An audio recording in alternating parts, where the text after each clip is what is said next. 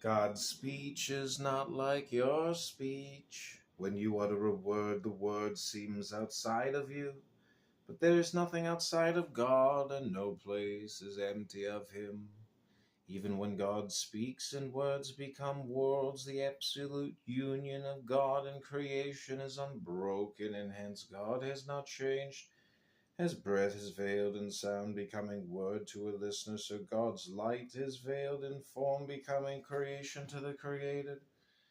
God perceives no other, for everything is God without distinction. This is what is meant when it is written that darkness and light are the same to God. Even the shells of self are not other than God, just as a turtle's shell is not other than the turtle. Thus it is written, Yahweh is Elohim. Torah speaks as humans speak, giving the impression of duality. But there is no duality in God, and the one light animates all worlds, including even those mired in self and otherness. Unawakened selves are called other gods, their otherness falsely derived from their imagined distance from God. Perceiving nothing but themselves, they proclaim themselves gods, saying, I am, and there is nothing besides me.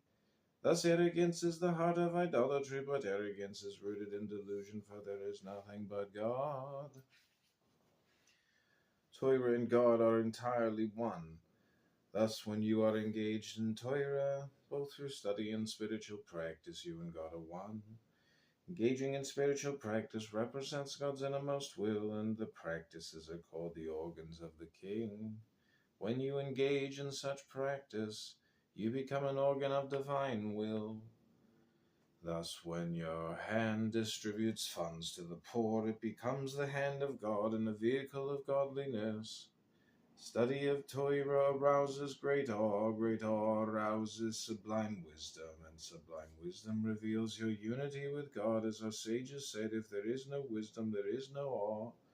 You may not immediately achieve such awe, yet even so do not abandon the practices, for they can transform you over time.